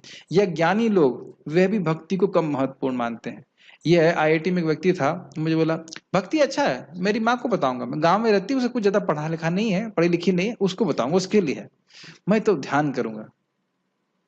आप समझ में आया? ऐसे लोगों को भी हम, ऐसे लोगों का भी हमें संग नहीं करना। जिनका भक्ति के प्रति आदर भावना नहीं है, हैं भले तथागत रूप से आध्यात्मवादी, लेकिन उन लोगों का भी हमें संग नहीं करना चाहिए, ये प्रभुपाद कह रहे हैं। अतः भक्ति रसामृत सिंधु में शुद्ध भक्ति का वर्णन इस प्रकार हुआ है। इसकी व्याख्या तो मैं नहीं करूंगा, क्योंकि उसकी व्याख्या अपने आप में बहुत लंबी है, लेकिन उसी को प्रभुपाद समझा रहे हैं। अन्याभिलाषिता शून्यम ज्ञान कर्माद्यनावृतम अनुकूलिन कृष्णानुशीलनम भक्तिरुत्तमा। इस श्लोक में श्रील रूप गोस्वामी स्पष्ट कहते हैं कि यदि कोई अनन्य भक्ति करना चाहता है तो उसे समस्त प्रकार के भौतिक कलमश से दूर रहना चाहिए जो सकाम कर्म तथा मनोधर्म में आसक्त हैं। ऐसी अवांछित संगति तथा भौतिक इच्छाओं के कलमश से मुक्त होने पर ही वह कृष्ण ज्ञान का अनुशीलन कर सकता है, जिसे शुद्ध भक्ति कहते हैं। एक बहुत इंपॉर्टेंट बात है, कृष्ण ज्ञान का अनुशीलन, इसका अभ्यास। अनुशीलन शब्द का अर्थ थोड़ा मैं कहना चाहता हूं। अनुशीलन का अर्थ है अभ्यास करना, मन से, वाणी से और शरीर से। खाली बैठे रहने से कुछ नहीं होने वाला। प्रभुपाद जी इसको नेटर ऑफ डिवोशन में कहते हैं कि चेतना से केवल कुछ नहीं होगा, आपको कुछ करना पड़ेगा। चेतना मतलब आप कुछ कर सकते हो। तो कह रहे हैं अनुकूल लेना, मतलब कृष्ण को प्रसन्न करने की इच्छा से, शरीर से, मन से, वचन से कुछ करना। और कृष्ण का क्या अर्थ है यहाँ पे? कृष्ण का मतलब कृष्ण, कृष्ण के अवतार, कृष्ण के भक्त, ये सभी के लिए मन से, वचन से, कर्म से कुछ उनको सुख देने के लिए कार्य करना। और इसके बदले में व्यक्ति को कोई भौतिक अभिलाषा नहीं होनी चाहिए, और उसे कर्मकांड और ज्ञान कांड से भी मुक्त रहना चाहिए। हम बहुत शॉर्ट में बोल दे रहे हैं, 1.5 घंटे की क्लास होता है, लेकिन इतना बता, तब वह भक्ति ठीक से कर पाएगा, जिसे शुद्ध भक्ति कहते हैं। आनुकूल्य से संकल्प, प्रातिकूल्य से वर्जनम, बहुत इंपॉर्टेंट है, सुना कई बार है। अगर न्यूज देखने की इच्छा है तो ये भक्ति के लिए बहुत अच्छा होता है, नहीं होता है? हाँ, फिर जब मैं ये घूमेगा कि भारत पाकिस्तान का युद्ध में क्या हुआ क्या नहीं हुआ, और उसकी चर्चा नहीं होनी चाहिए। चर्चा जिस चीज की करते हैं वो हृदय में और गहरी चली जाती है। तो ऐसे करके दुनिया की बहुत सारी बातें हैं।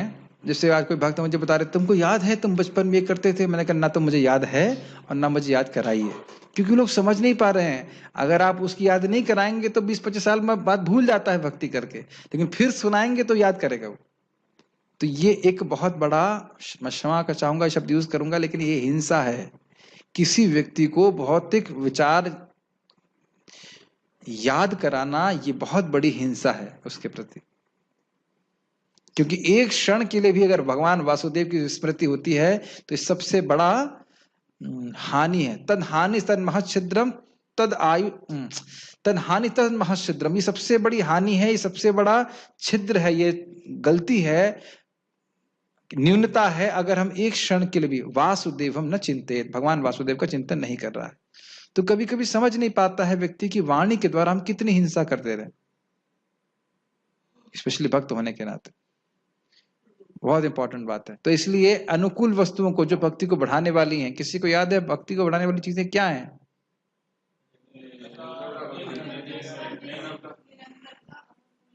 हाँ, ये तो है ही, बहुत अच्छी बात है। निरंतरता, अनुकूलता और निष्कपटता, ये तो है ही। षड्वीर भक्ति प्रसिद्धि, क्या षड्वीर, कौन सी 6 चीजें हैं? आइसक्रीम, श्रवण, कथा श्रवण नहीं, नाम, सब कुछ है, सही बोल रहे हैं। उत्साह, निश्चय, धैर्य, तत्त कर्म प्रवर्तना, संग त्याग, सतो वृते, षड्भिर भक्ति प्रसिद्धि। ये 6 चीजें, उत्साह, निश्चय, धैर्य, तत्त कर्म प्रवर्तन, उन कार्यों को करना जिससे भक्ति बढ़ती है। और उसके बाद क्या है? संग त्याग। फिर देखिए, संग त्याग, संग वर्जिता, और सत्वव्रत, जैसे भक्तों ने पहले भक्ति की वैसा करने से भक्ति बढ़ती। सातवां कारण क्या है? उसके और भी तो कोई होगा सातवां। ये है श्रील रूप गोस्वामी जी की स्पेशलिटी। आप इन 6 कारणों के अलावा सातवां कारण सोच नहीं सकते हैं जिससे भक्ति बढ़ती है। तो अगर भक्ति में बढ़ना चाहते हैं तो इन 6 कार्यों को, 6 फैक्टर्स को बढ़ाइए। उसी प्रकार से भक्ति को कम करने वाले कौन से कार्य हैं? अत्याहार, प्रयासश्च, प्रजल्पो, नियमाग्रह, जनसंगश्च, लौल्यम च। सातवां क्या है? आत्मा नहीं है। तो अगर कहीं कहे कि मेरी भक्ति डाउन हो रही है तो जरा 6 पॉइंट में देख लीजिए, 6 पॉइंट में से कौन सा पॉइंट है जिसकी वजह से जिसमें मैं संलग्न हूं। क्या प्रजल्प तो नहीं कर रहा, ये बहुत खा तो नहीं रहा, ये बहुत इकट्ठा तो नहीं कर रहा, इत्यादि। समझ में आए? तो ये करना चाहिए। मनुष्य को चाहिए कि अनुकूल भाव से कृष्ण के विषय में सोचे और उनके लिए कर्म करे, प्रतिकूल भाव से नहीं। स्पष्ट है, कंस कृष्ण का शत्रु था।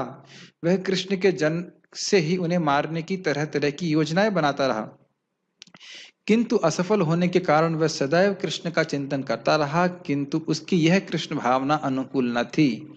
अतः 24 घंटे कृष्ण का चिंतन करते रहने पर भी वह असुर ही माना जाता रहा और अंत में कृष्ण द्वारा मार डाला गया। निसंदेह कृष्ण द्वारा वध किए गए व्यक्ति को तुरंत मोक्ष मिल जाता है, किंतु शुद्ध भक्त का यह उद्देश्य नहीं है।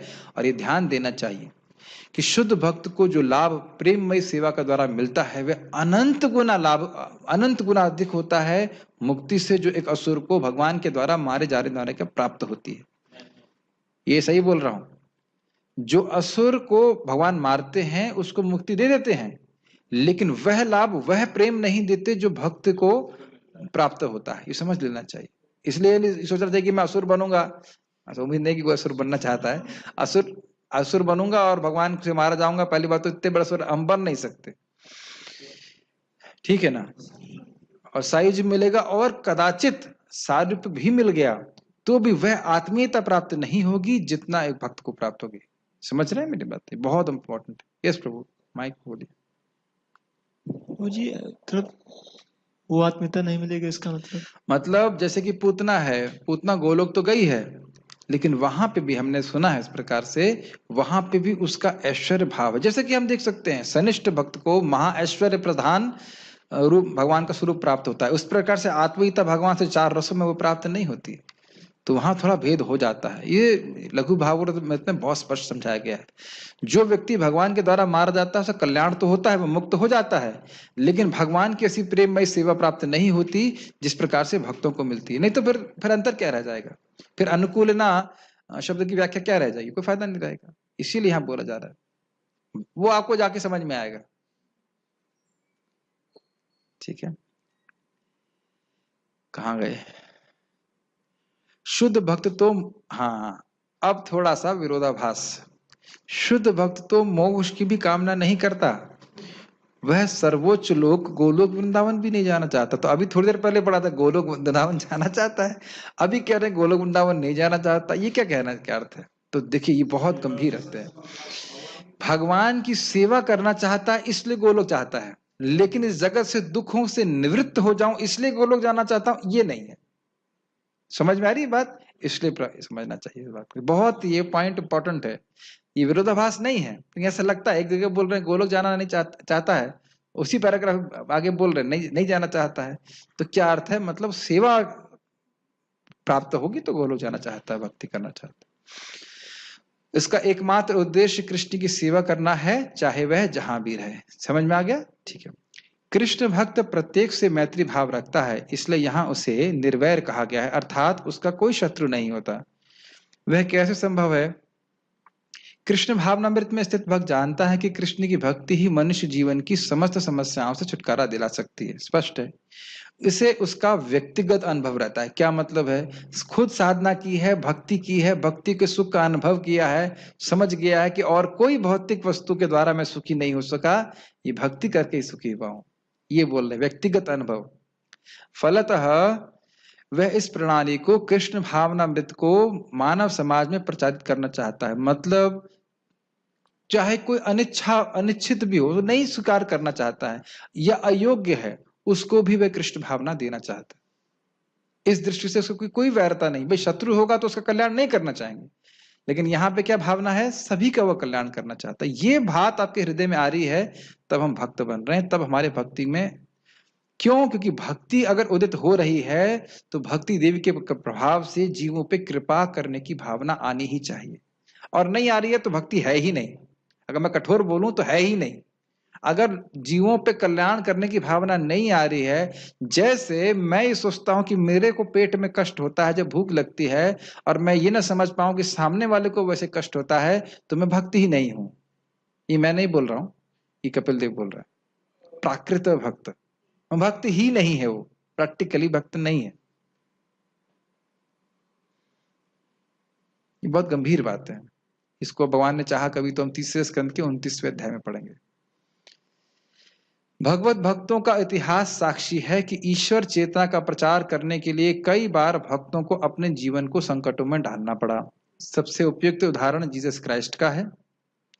उन्हें अभक्तों ने शूली पर चढ़ा दिया, किंतु उन्होंने अपना जीवन कृष्ण भावनामृत के प्रसार में उत्सर्ग किया।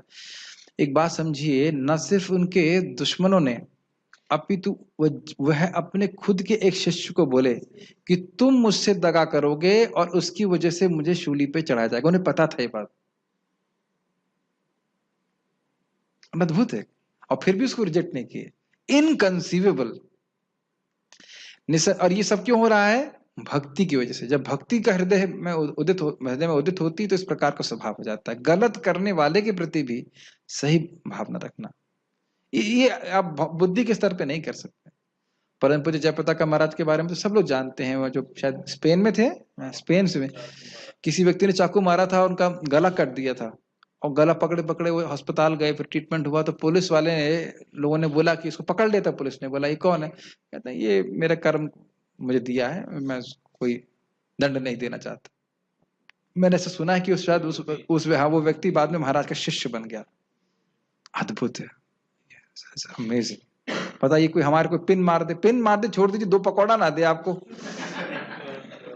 कहेंगे ये डिवोटी है। ये जानता नहीं मैं कितना बड़ा डिवोटी हूँ, सीनियर डिवोटी हूं मैं, हाँ ये हूं वो हूं, बहुत सारी बातें सोच लेंगे। इसीलिए the greatness of a devotee, the greatness of a person must be measured by his ability to tolerate his provoking situations. ये प्रभुपाद जी के सेंटेंस बहुत अद्भुत। ठीक, हम बोलेंगे ग्रेट डिवोटी हैं तो पहले सोचना चाहिए कि हम कितने सहिष्णु हैं। निसंदेह यह कहना कि वे मारे गए ठीक नहीं है। इसी प्रकार भारत में भी अनेक उदाहरण हैं, यथा प्रहलाद महाराज तथा ठाकुर हरिदास। बहुत सुंदर बात है, बहुत अच्छा बात। भक्तों का आश्रय क्यों लेना चाहिए? कि भक्त बड़े सहिष्णु होते हैं। क्यों? कुछ गलती भी करते हैं हम तो सहन कर लेते हैं, और उनके सहन करने की वजह से और हमारे लिए प्रार्थना करते रहते हैं तो हम प्रगति करते रहते हैं। ऐसा संकट उन्होंने क्यों उठाया? क्योंकि वे कृष्ण भावनामृत का प्रसार करना चाहते थे, और ये कठिन कार्य है। क्यों कठिन कार्य है? क्योंकि जीव भक्ति करना नहीं चाहता। ये इंपॉर्टेंट है। कृष्ण, और एक और इंपॉर्टेंट बात है, कृष्ण डायरेक्ट नहीं आते। कृष्ण आपको डायरेक्ट भक्ति देने के लिए नहीं आते। वो चुपचाप है, वो नम्र है, नहीं करना चाहते, ठीक। वह इस कार्य के लिए वैष्णवों पे आश्रित है, क्योंकि जीव तो भगवान से विमुख है, और भगवान डायरेक्ट भक्ति नहीं दे सकते। कि डायरेक्ट देंगे तो फिर उनमें सापेक्षता का दोष हो जाएगा, इसको दे रहे हैं उसको नहीं दे रहे। लेकिन जो भक्त हैं वो देखते हैं, हाँ भाई ये अभी लेना चाहता है, इसको दे देते हैं। जो नहीं लेना चाहता उसका भी कल्याण सोचेंगे, लेकिन अभी प्रीचिंग नहीं करेंगे। तो ये तो एक अलग विषय है, लेकिन इस प्रकार से वो करते हैं भक्त लोग। और क्योंकि वो जानते हैं कि यह कृष्ण को संतुष्ट करेगा सबसे अधिक। कृपया आप लोग अंत्यलीला चैप्टर नंबर 3 हरिदास ठाकुर जी और महाप्रभु के वक्तव्य को सुनिए, पढ़िए।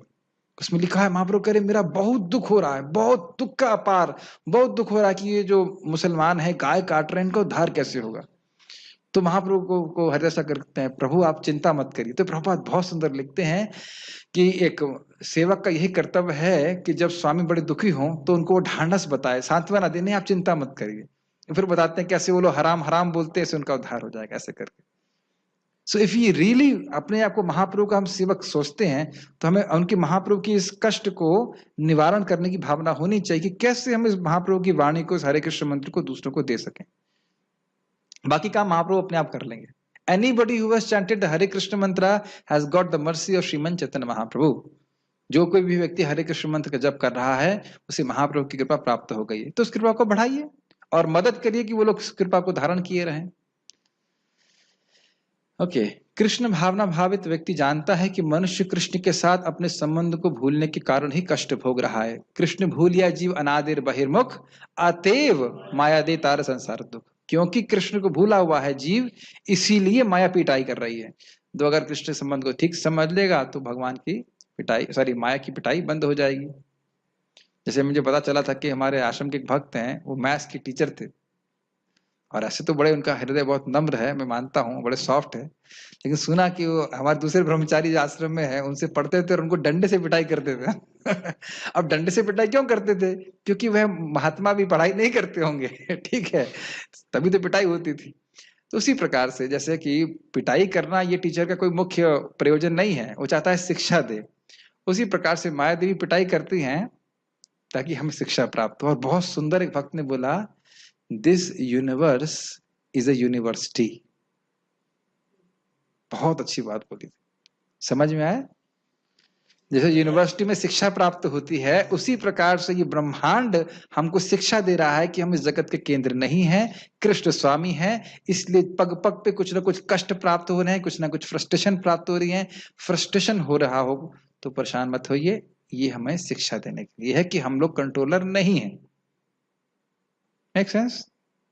जैसे आज हम लोग एक गड्ढा खुदवाने वाले थे, सारा सब कुछ हो गया कि भाई प्रोजेक्ट पास हो गया, ये हो गया, वो हो गया, और फिर बारिश आ गई। ठीक है, 9 महीने के बाद, समझ में आई बात? इस जगत पे हमारे संकल्प टूटेंगे ही, कोई आश्चर्य की बात नहीं, क्योंकि हम कंट्रोलर नहीं है। तो ये बात यहाँ पे प्रभुपाद समझा रहे हैं, अपने संबंध को भूलने के कारण बार बार दुख भोग रहा है। अतः मानव समाज की सबसे बड़ी सेवा होगी कि अपने पड़ोसी को समस्त भौतिक समस्याओं से उबारा जाए। इसका अर्थ क्या है? जो भी हमारे प्रभाव क्षेत्र में आए उसे कृष्ण के बारे में बताइए। इस प्रकार शुद्ध भक्त भगवान की सेवा में लगा रहता है। तब हम समझ सकते हैं कि कृष्ण उन लोगों पर कितने कृपालु हैं जो उनकी सेवा में लगे रहकर उनके लिए सभी प्रकार के कष्ट सहते हैं। कौन सी सेवा की बात कर रहे हैं? प्रचार की सेवा, भगवान की भक्ति में लोगों को अन्य तरह, किसी भी तरह से लाने की सेवा। अतः यह निश्चित है कि ऐसे लोग इस शरीर छोड़ने के बाद परम धाम को प्राप्त होते हैं। और आप देख ही सकते हैं, ऐसे भक्तिदार चारू महाराज पूरा जीवन समर्पित कर दिए इसी के लिए। तो कुछ लोग कहें अमेरिका में शरीर छोड़ा, रहे कहीं भी शरीर छोड़ा हो उससे कोई मतलब नहीं है।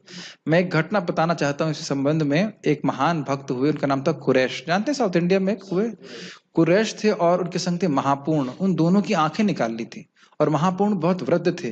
बाद में उस राजा ने उनको छोड़ दिया, तो महापूर्ण की बेटी के संग कुरैश, महापूर्ण और उनकी बेटी वो वापस रंगनाथ जी के तरफ आ रहे थे, और रास्ते में बुढ़े थे बेचारे और आंखें भी निकाल ली गई थी, तो वो शरीर छोड़ रहे थे। तो उनकी बेटी को बहुत दुख हो रहा था, तो कह रहे आप दुखी मत होइए, ये दिखाने के लिए कि वैष्णव कहीं भी शरीर त्यागे वे भगवान के धाम की ही प्राप्ति करता, भगवान की योजना है, मुझे कोई चिंता नहीं। तो जिसने भगवान, हम आपके पढ़ने वाले, जिसने अपने मन से, कर्म से, वचन से भगवान की सेवा करी है, वह तो निश्चित भगवान के पास पोस्टिंग प्राप्त करेगा। समझ रहे ना? भगवान की सेवा में संलग्न हो जाएगा। जब इस प्रकार से कोई महान वैष्णव, हमारे इस्कॉन में कोई आचार्य या भक्त लोग शरीर छोड़ते हैं, तो हमें पता कैसे दिखना चाहिए? जैसे मान लीजिए 2-4 लड़के हैं, उनका बड़ा भाई आईएएस में सेलेक्ट हो गया, हाँ उसको तो जॉब लग गई। दूसरा भाई क्या सोचेगा, मैं भी तैयारी करता हूँ, मैं भी आईएएस में सेलेक्ट हो जाऊंगा, जैसे भैया ने तैयारी करी। दूसरा हो गया, तीसरा क्या सोचेगा, अरे दोनों का लग गया, मैं भी वैसे करूंगा, मेरी भी सेलेक्ट हो जाए। समझ में आया?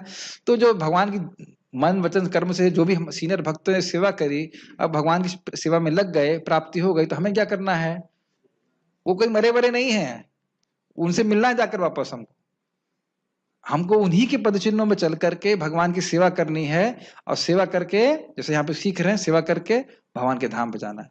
हम एक शाश्वत परिवार के हिस्से हैं, शाश्वत सेवा में हम संलग्न होना चाहते हैं, तो समझना चाहिए परम धाम को प्राप्त होते हैं।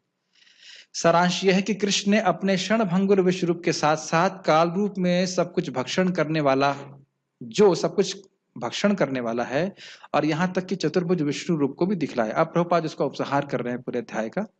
इस तरह कृष्ण इन समस्त स्वरूपों के उद्गम हैं, मतलब चतुर्भुज और विश्वरूप इत्यादि सभी के। ऐसा नहीं कि वे आदि विश्वरूप या विष्णु की ही अभिव्यक्ति हैं। वे समस्त रूपों के उद्गम हैं। विष्णु तो हजारों लाखों हैं, लेकिन भक्ति के लिए कृष्ण का कोई अन्य रूप उतना महत्वपूर्ण नहीं जितना कि मूल द्विभुज श्याम सुंदर रूप। ये सब स्पष्ट है, इसकी हम लोग चर्चा कर चुके हैं। ब्रह्म संहिता में कहा गया है कि जो प्रेम या भक्ति भाव से कृष्ण के श्याम सुंदर रूप के प्रति आसक्त हैं, वे सदैव उन्हें अपने हृदय में देख सकते हैं और कुछ भी नहीं देख सकते। ये समझ में आया? और कुछ भी देखने की आवश्यकता क्या है? कृष्ण के सुंदर रूप को देख रहे हैं तो फिर क्या देखने की आवश्यकता? अतः मनुष्य को समझ लेना चाहिए कि इस 11वें अध्याय का तात्पर्य यही है कि कृष्ण का रूप ही सर्वोपरि है एवं परम सार है। इस प्रकार श्रीमद् भगवद गीता के 11वें अध्याय विराट रूप का भक्ति वेदांत तात्पर्य पूर्ण हुआ। कोई किसी का प्रश्न है तो मैं ले सकता हूं। Any questions? Okay, then we shall stop. Shrimad Bhagavad Gita की जय। श्रील प्रभुपाद की जय।